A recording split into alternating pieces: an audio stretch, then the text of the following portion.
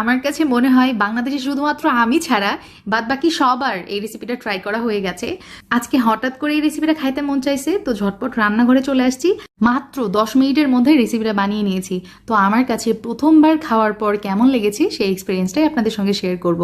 ও আরেকটা কথা, ডিম সিদ্ধর সময় সামান্য একটু লবণ অ্যাড করবেন, তাহলে ডিমের খোসা খুবই ইজিলি ছাড়ানো যায়। কাঁচা পেঁয়াজ কুচি, ধনিয়া পাতা কুচি আর কাঁচা মরিচ কুচি নিয়েছি, সামান্য একটু চিলি ফ্লেক্স দিয়ে দিলাম, সাথে ব্যবহার করেছি বিট লবণ আর টালা জিরার গুঁড়া, টমেটো সস ব্যবহার করেছি, তার সাথে তেঁতুলের চাটনি, আরও লাগছে 2 চামচ কাসুন্দি, আর এখানে সামান্য লাইম জেস্টও আমি ব্যবহার করেছি।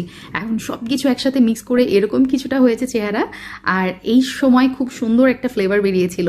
আর এই যে আমি ডিমটা কেটে নিলাম, আর দেখতে পাচ্ছেন আমার ডিমটা ভিতর থেকে কিন্তু একদম সফট আছে। এখন কেটে রাখা ডিমের মধ্যে এই পুরটা দিয়ে দিলাম, আর আপনারা চাইলে উপর থেকে একটু তেঁতুলের টকও দিতে পারেন। টেস্ট নিয়ে কি আর বলবো, হাজব্যান্ডের জন্য একটাও রাখতে পারিনি, এতটাই ভালো লাগছে দুটাই খেয়ে ফেলছি, বুঝেন অবস্থা।